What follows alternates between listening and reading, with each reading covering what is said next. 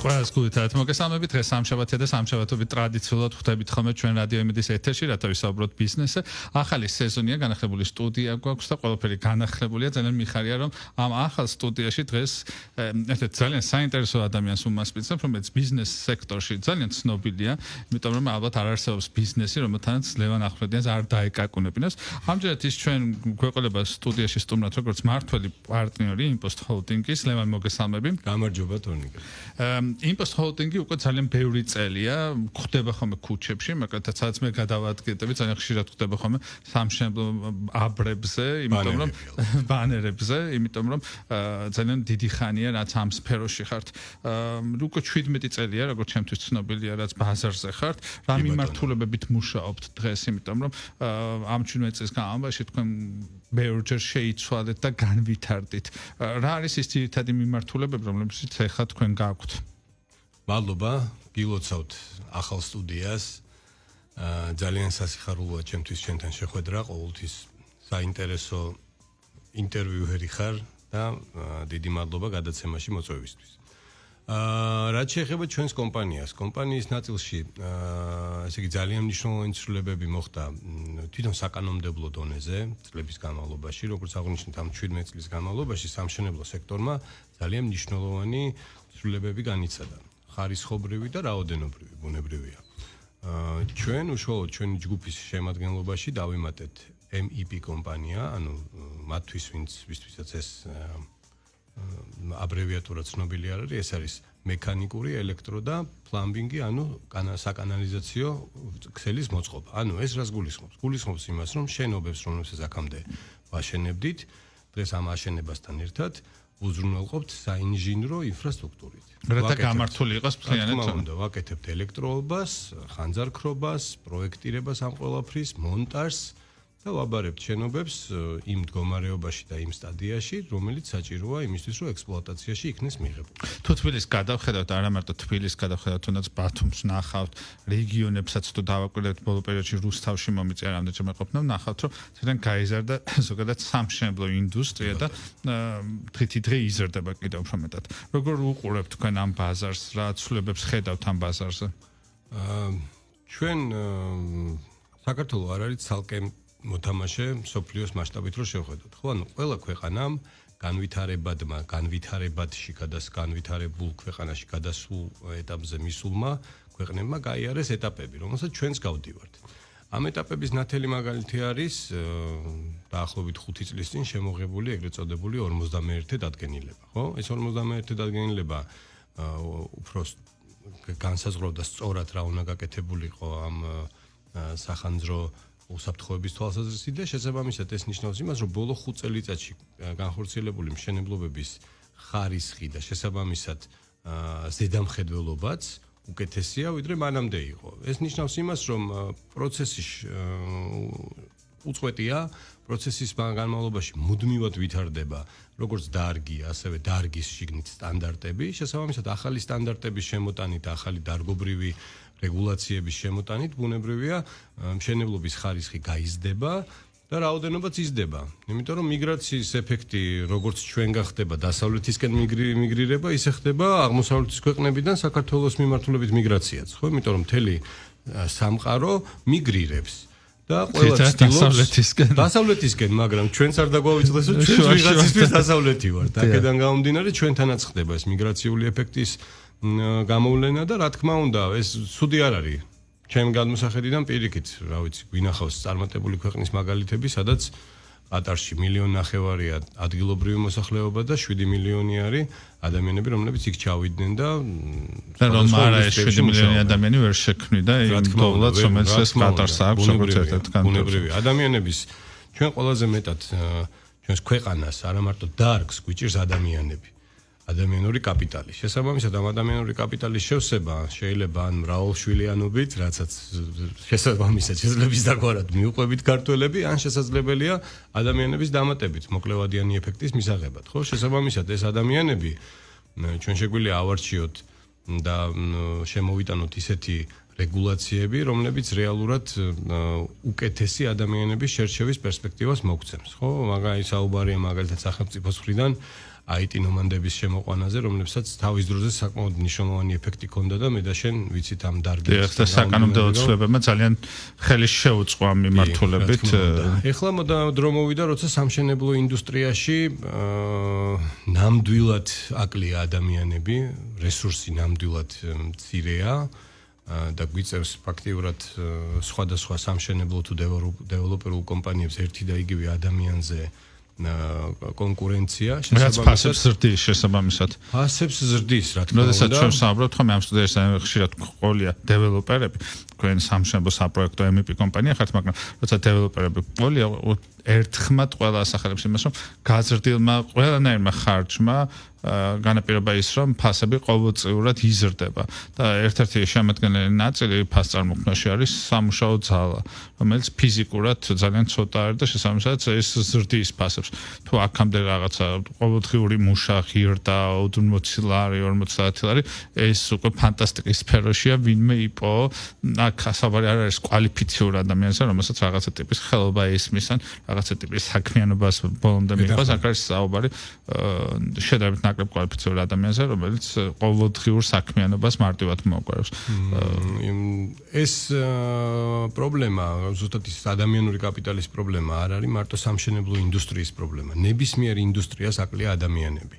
და ერთ-ერთი კვლევის თანახმად, რომელიც ამ დემოგრაფიული კვლევის შედეგებზეა დაყრდნობილი, მე მინდა გავახსენო ჩვენს რადიო მსმენელებს, არის ესეთი კვლევა, რომ 1992-დან 2005 წლამდე დემოგრაფიული სურათი რაც არსებობდა, ანუ 1993 წელს 100,000 ადამიანზე მეტი დაიბადა საქართველოში. 148,000 ადამიანზე მეტი დაიბადა 2015 წელს, თუმცა 2005 წელს დაიბადა 47,000 ადამიანი. შესაბამისად, ეს დემოგრაფიული ორმო ეგრეთ წოდებული, ანუ ის ადამიანები, რომლებიც უნდა დაბადებულიყვნენ ამ პერიოდში და არ დაიბადნენ და დღეს უნდა ყოფილიყვნენ 18-დან 20 წლამდე ასაკის შრომის უნარიანი მოსახლეობა, ის ხალხი არ დაბადებულა.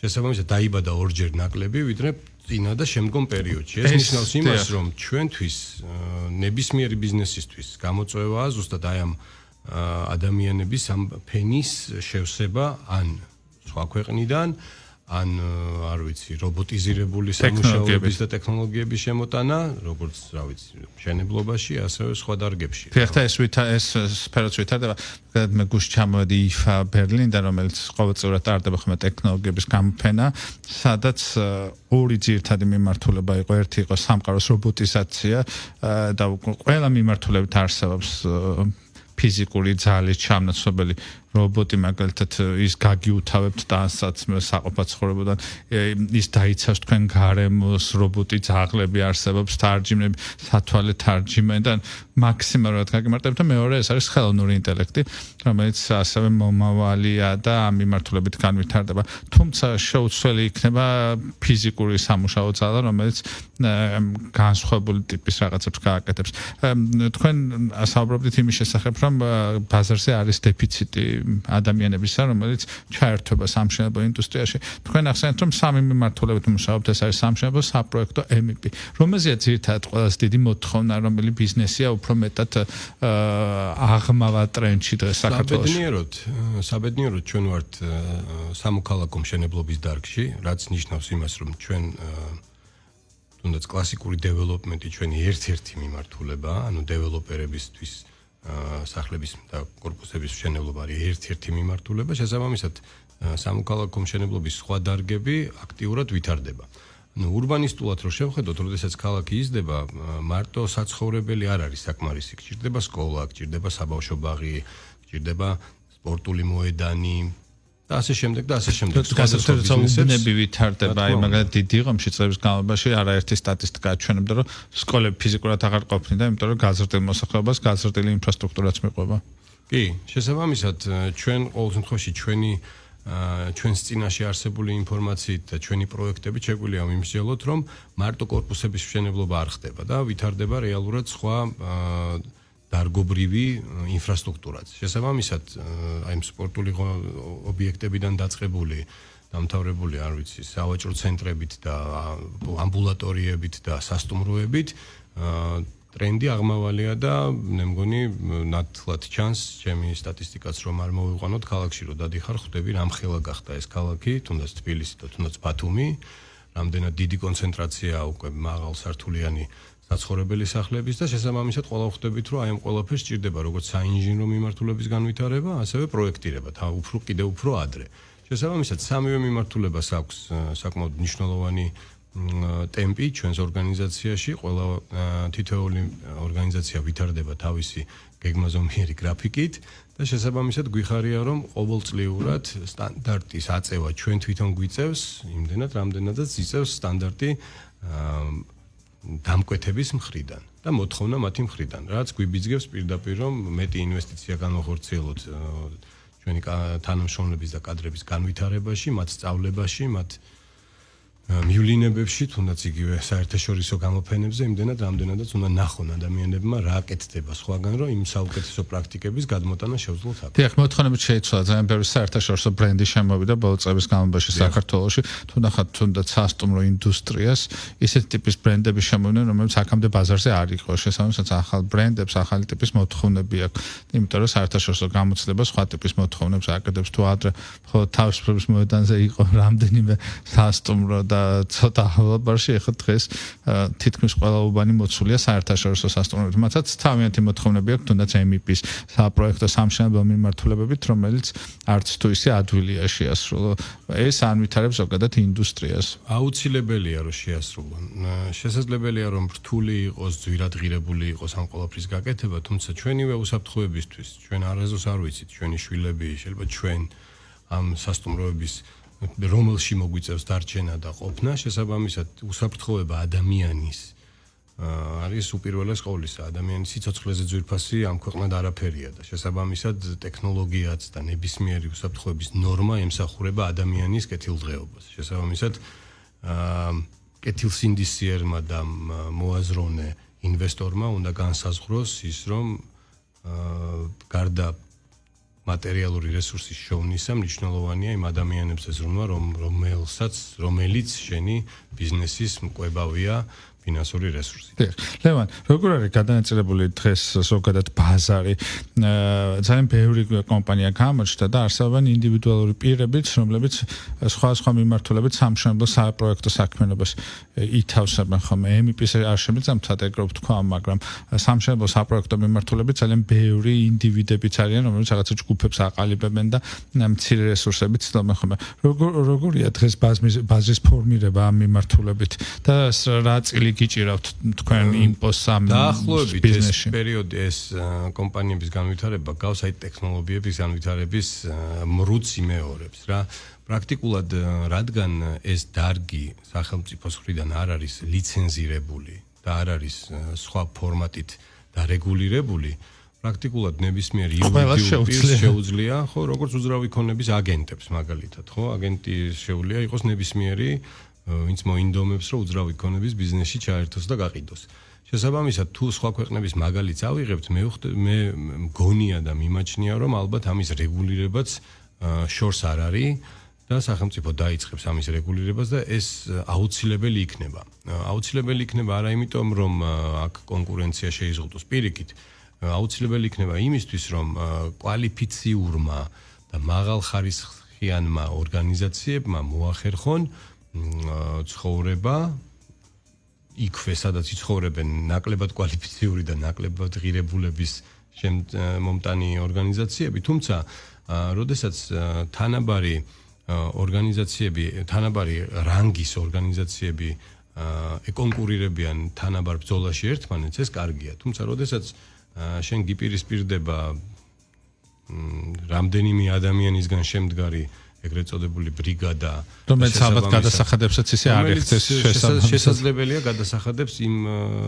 შესაძლებელია ისეთი ზიზუსტი დარიხდიდეს როგორც ჩვენ ვიხდით შესაძლებელია ის უსაფრთხოების ნორმებზე ისეთი მაღალი სტანდარტით არ ზრუნავდეს როგორც ჩვენ ზრუნავთ. ჩვენ გვესმის რომ როგორც ორგანიზაციას ძალიან დიდი პასუხისგებლობა გვაქვს, სოციალური პასუხისგებლობაც გვაქვს როგორც ჩვენი თანამშრომლების, ასევე დამკვეთის მიმართ. ასევე სახელმწიფოს მიმართ გვაქვს ფინანსური პასუხისგებლობა რაღაცის არ შესრულების ან ცუდად შესრულების შემთხვევაში. აქედან გამომდინარე, ჩვენ გვესმის ეს რისკები და უბრალოდ ხედავთ დღეს სიტუაციას, სანამ ეს რეგულირებული არ იქნება, მანამდე ნებისმიერ ადამიანს შეიძლება თავისი სერვისი გამოიტანოს ბაზარზე და შესთავაზოს ბაზარს, თუმცა დამკვეთის მხრიდან ხშირ შემთხვევაში ფასით მიღებული პრიორიტეტი არ ამართლებს ხოლმე და მე უწევთ ორმაგად დაბრუნება. ყოველთვის არ არის გადამწყვეტი, რადგან ფასის შემთხვევაში ხშირი ახლა ჩვენ ამაზე გვქონდა საუბარი სიმართლეს გეტყვით და სახელმწიფოსთანაც გვქონდა ჩვენი აზრი შეთავაზებული და ჩვენს აზრს არა მარტო ჩვენ ვიზიარებთ, არამედ სამშენებლო დარგის სხვა მოთამაშეებიც იზიარებენ, რომ სახელმწიფომ არ შეიძლება იყიდოს ყველაზე იაფი. ყველაზე იაფი ამ შემთხვევაში ნიშნავს ყველაზე დაბალი ხარისხისას.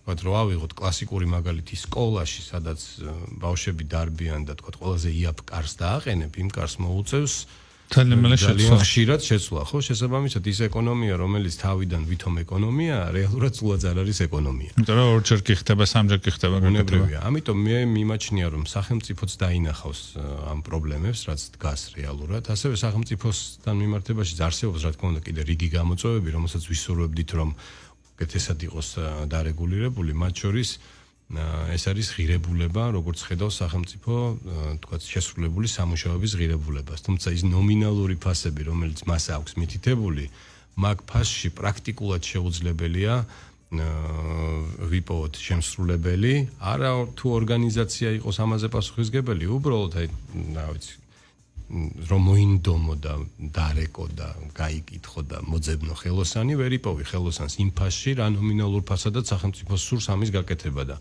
იქ უკვე თქვენ ხვდებით, რომ ხარისხის თან მე კონკრეტულად ჩამოყალიბდა და ადამიანებს გაერკვნენ ხარისხთან მიმართებაში, იმიტომ რომ უკვე ეს ფაზა გადავიარეთ, რომ რაღაცას რო გააკეთებ, უხარისხოა და მე კიდე რო გიწევს მეხამერად გაკეთება, მე მგონია რომ ამ ფაზას გავდივართ ახლა, როდესაც ადამიანები ფიქრდებიან იმაზე, რომ რატომ უნდა გავაკეთო უხარისხო რაღაცა, როცა შემიძლია რომ ოდნავ მეტი გადავიხადო და ხარისხი მქონდეს და რაღაცა პერიოდის განმავლობაში გამოვიყენო.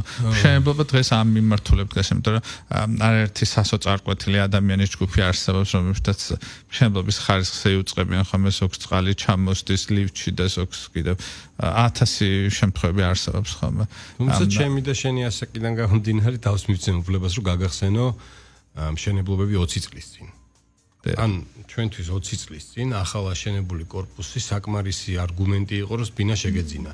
როგორი მდებარეობა ქონდა, როგორი ლოკაცია ქონდა, მზე საიდან ამოდიოდა, საჭადიოდა, რა მასალები იყო გამოყენებული, როგორი იქნებოდა სადარბაზო, როგორი იქნებოდა დაცულობა, როგორი იქნებოდა პარკინგი, როგორი იქნებოდა, ამას ხო არავინ არ კითხულობდა. დღეს დეველოპერული კომპანიები განვითარების იმ ეტაპზე მივიდნენ, რომ იმდენად მაღალი კონკურენციაა, რომ მაღალი ხარისხის მომსახურების და მაღალი ხარისხის პროდუქტის მიწოდების გარეშე გამორიცხულია, რომ შენ ვინმე გენდოს და განაგრძო ბიზნესში. თვითონ მასალების განვითარდა, იმიტომ რომ ტექნოლოგიების განვითარებამ სამშენებლო მასალებიც განავითარა. აქამდე თუ რაღაც მიმართულებებით მხოლოდ საბაზისო ტიპის პროდუქტები არსებობდა, დღეს ძალიან ბევრი ტექნოლოგიები არსებობს იმისთვის. მომწოდებლები განვითარდნენ, ასევე ვინც სამშენებლო ინდუსტრიაში ეჩართულდა და სამშენებლო მასალებს აკეთებენ, აბსოლუტურად სხვა მიმართულებით. ახალი მხარეები გაიხსნა, ახალი მიმართულებები გაიხსნა.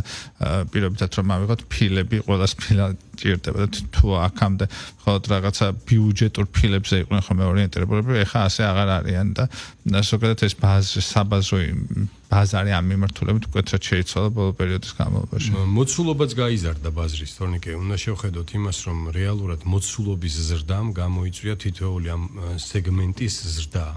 ხო, ანუ თუ გვავსაუბროთ პრემიალურ სეგმენტზე, პრემიალურ სეგმენტიც გაიზარდა, ეკონომ სეგმენტიც გაიზარდა, თუმცა ხარისხობრივი ზრდა ყველა სეგმენტში შეიმჩნევა ნამდვილად. დიახ, იმიტომ რომ ადამიანებს უნდათ უკვე შედარებით ხარისხიანი რაღაც პროდუქტის ყიდვა და არჩევანი დიდი აქვს. დიახ, არჩევანი დიდი აქვს და უკვე ფასიც ისეთი გადამწყვეტი აღარ არის. უხარისხოსა და საშუალო ხარისხიან შორის ძალიან მკვეთრი სხვაობა არ არის. თან გარანტიას ყველა გაწევს თითქმის უკვე რაღაც პროდუქტზე და უკვე რაღაცა ამ მიმართულებითაც არის. კი, რა თქმა უნდა. კანონმდებლობაშიც გაჩნდა უკვე მომხმარებელთა ინტერესების დაცვა სხვანაირად. კი, და მომხმარებლების უფლებები უფრო მეტად არის დაცული, თუნდაც ონლაინ ყიდვის დროს რამდენიმე დღის განმავლობაში შეგიძლიათ სრულიად არგუმენტის გარეშე დააბრუნო პროდუქტი და უკვე ესეც ასეც თუმცა არ ვიცი ამდენად პრაქტიკაში ძალიან პრაქტიკაში გამოყენება მე შემიძლია ჩემი პრაქტიკული მაგალითი გაგიზია რომ ეს ადამიანები სხვანაირად იგებენ ხოლმე მქონია პრაქტიკაში ესეთ შემთხვევა რომ 28 დეკემბერს შეიძინა ონლაინ სახალხო პროდუქტი და მის დაბრუნება გადაწყვიტა 10 იანვარს, იმიტომ რომ ორკვირიანი შუალედი ქონდა და ეგეთ რაღაცები ხალხმა ძალიან კარგად აითვისა და ბევრნაირი ხეალბათ ხო?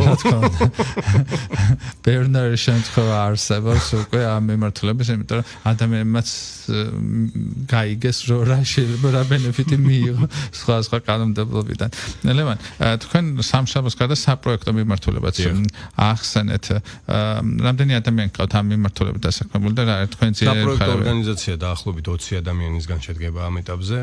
პროექტირება ხდება MEP-ის მიმართულებით. შესაბამისად ვიყენებთ საერთაშორისო სტანდარტებს რეალურად დაპროექტების ნაწილში. საბედნიეროდ დიდ პროექტებზე მუშაობამ მოგცა შესაძლებლობა რომ ეს სტანდარტები გვესწავლა, მათ შორის ბრენდული სასტუმროები აღნიშნეთ და არაერთი სხვა ტიპის ორგანიზაცია, რომელსაც ეს ბრენდები და პრინციპები როგორ უნდა კეთდებოდეს ეს ყველაფერი თავის ბრენდბუქში მოყვებათ.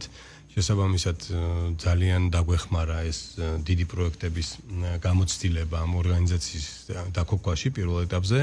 დღეს 20 ადამიანისგან არის შემდგარი ეს გუნდი, მუდმივად ვითარდებიათ, მუდმივად სწავლობენ და წელს დაახლოებით 700,000 კვადრატული მეტრის დაპროექტება გვაქვს დაგეგმილი. შესაბამისად კარგად მივყვებით ჩვენს გეგმას და იმედია წლის ბოლომდე დაგეგმილ ციფრს მივართ. აუცილებლად მიაღწევთ დაგეგმილ ციფრს. ერთი მე ძალიან ხშირად მიწევს ხოლმე საქართველოს ფარგლებს გარეთ სხვა ბიზნეს წევრებთან ურთიერთობა და ძალიან ხშირად აღმოვაჩინე ის რომ უკვე ქართველმა ბევრი რაღაც კარგად ვისწავლეთ და შეგვიძლია თუნდაც მეზობელ ქვეყნებს გავუზიაროთ. რომ მეტიც არა მარტო მეზობელ ქვეყნებს, არამედ აღმოსავლეთის ქვეყნებსაც, იმიტომ რომ ჩვენი გამოცდება უკვე იმ ეტაპზეა, რომ ვიღაცებზე რაღაცას კარგად უფრო ვაკეთებთ.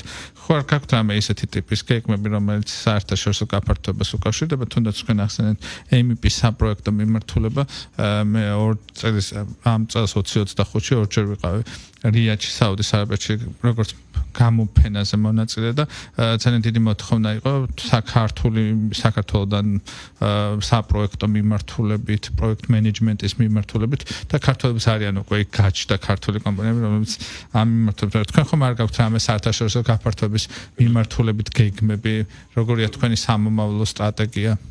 გვაქვს ძალიან დიდი სურვილი მაგ მიმართულებით, თუმცა სტრატეგიულად ცოტა სხვანაირად შევხედეთ ჩვენ მაგ ნაწილს და ჩვენ გვინდა რომ საერთაშორისო ბაზრებზე გავყვეთ იმ ორგანიზაციებს, რომელი ორგანიზაციებიც უკვე გასული არიან და მათ მოპოვებული აქვს ნდობა. შესაბამისად B2B ბიზნესში ზუსტად პარტნერშიპია მთავარი და ეს მთავარი დამაკავშირებელი რგოლი არის, როდესაც ერთმანეთის სერვისებით შეიძლება შეივსოს ისეთი შეთავაზება გაჩნდეს, რომელიც კონკურენტუნარიანი იქნება გლობალურად. შესაბამისად, მხოლოდ ერთი მიმართულება არ არის ამ შემთხვევაში. MEP-ის მიმართულების გაერთიანება არქიტექტურულ პროექტირებასთან შესაძლებელია რომ იყოს ზუსტად ეგ ნაწილი და სწორედ ამიტომ საერთაშორისო არქიტექტურულ ორგანიზაციებთან გვაქვს კომუნიკაცია მაგ მიმართულებით რომ გავიდეთ გარეთ. რამდენ პროექტზე მუშაობთ მიმდინარედ? მიმდინარე გვაქვს დაახლოებით 16 პროექტი, როგორც თბილისში ქართული ბაზისისთვის ძალიან ბევრია. კი, და საკმაოდ მრავალფეროვანი. მე ვიამაყებ და ვიტყვი რომ მაგალითად აბასთუმანში ვაშენებთ აჭარა ჯგუფისთვის სასტუმროს, გორში ვაკეთებთ ავერსის კლინიკას, ბათუმში გვაქვს საბავშვო ბაღები და თბილისში არაერთი ობიექტი, მათ შორის ერთ-ერთი ჩემი სახლის გვერდით. კი ბატონო, პუშკინის ქუჩაზე დავიწყეთ თავისუფლების მოედანზე. ბიზნეს ცენტრი, შერეული ტიპის საცხოვრებელი და ბიზნეს ცენტრი კეთდება, რომელსაც დიდი იმედი მაქვს, რომ ძალიან მალე ქალაქის ერთ-ერთი ლამაზი შენობა.